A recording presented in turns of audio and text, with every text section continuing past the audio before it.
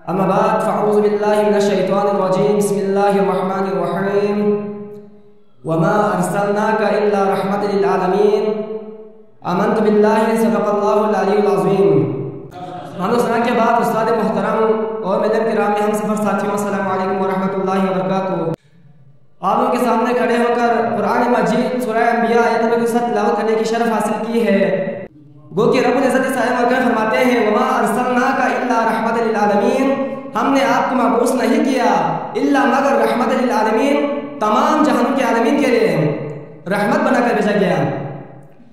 معزز سامعین، حضور اکرم صلی اللہ علیہ وسلم دراصل نوع انسانی کے لیے رحمت اور مہربانی ہے، کیونکہ حضور اکرم صلی اللہ علیہ وسلم دنیا میں تشریف لا کر غفلت میں پڑے ہوئے لوگوں کو بیدار کیا اور دنیا والوں کو بتایا کہ کون سے راستہ سلامتی کی ہے اور کون سا راستہ گمراہی کی ہے یعنی بربادی کی ہے. کفار مکہ آپ کی بعثت کو اپنے لیے زحمت اور اپنے لیے تکلیف سمجھتے تھے، مصیبت سمجھتے تھے، اور یہاں تک کہتے کہ اس شخص نے ہمارے دین میں پھوٹ ڈالی ہے یعنی تفرقہ ڈالی ہے. اسی پر حضور اکرم صلی اللہ علیہ وسلم نے فرمایا ارے نالانو، جسے تم اپنے لیے رحمت، اپنے لیے زحمت اور مصیبت سمجھتے ہو، دراصل کہ اللہ کی طرف سے تمہارے لیے یہ رحمت بنا کر بھیجا گیا ہوں. اور خصوصاً مومنین کے لیے حضور اکرم صلی اللہ علیہ وسلم بہت شفیق اور مہربان ہے.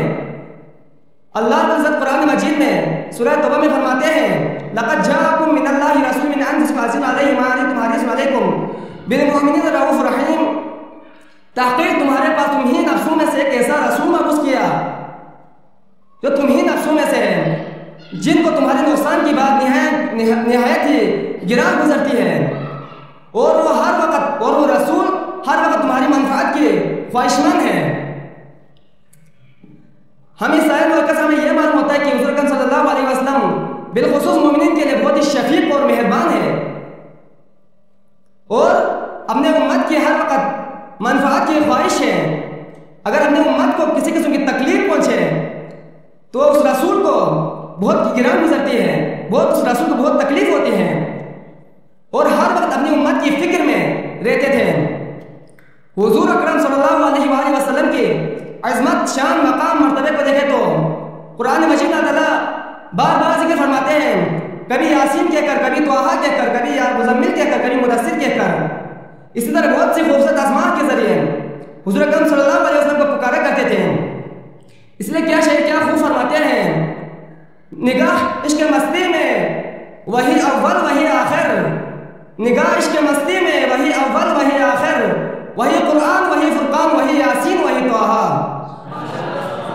اور حضور اکرم صلی اللہ علیہ وآلہ وسلم کے عظمت اور مقام مرتبے کو دیکھے تو بہت پوری دنیا میں بے مثال ہے.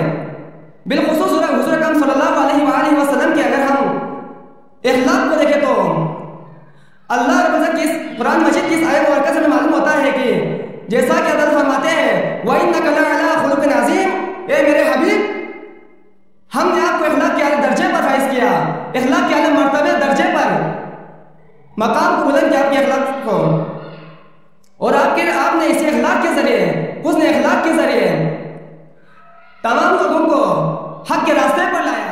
اور حضور اکرم صلی اللہ علیہ وسلم کے اخلاق پوری دنیا میں بے مثال ہے.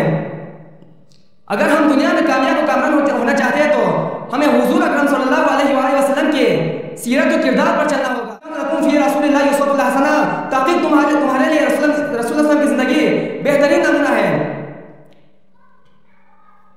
اس لیے کوئی شاعر کیا خوب فرماتے ہیں کہ محمد سے وفا تو نے تو ہم تیرے ہیں، کہ محمد سے وفا تو نے تو ہم تیرے ہیں، یہ جہاں چیز ہے کیا لوح قلم تیرے ہیں. رسول کی اطاعت کرتے رہے تو ہمیں امید ہے کہ رسول اللہ کی بروز قیامت ہم کو شفاعت نصیب ہوگی. تو ہم سب کو معلوم ہوا کہ اس آیت سے کریمہ سے ہمیں اللہ اور رسول کی اطاعت کرنی چاہیے، کیونکہ اللہ تعالیٰ فرماتے ہیں قُلْ اطیعوا اللَّهَ وَرَسُولَهُ، تم میری اطاعت کرو، میرے رسول کی اطاعت کرو. تو ہمیں بھی چاہیے کہ اللہ کے ساتھ اس کے رسول کی بھی سیرت و کردار پر چلنا چاہیے، گفتار پر چلنا چاہیے. اسی پر رکھ کر رب العزت ہمارے عزیزوں کو مستجاب فرمائے. اللہ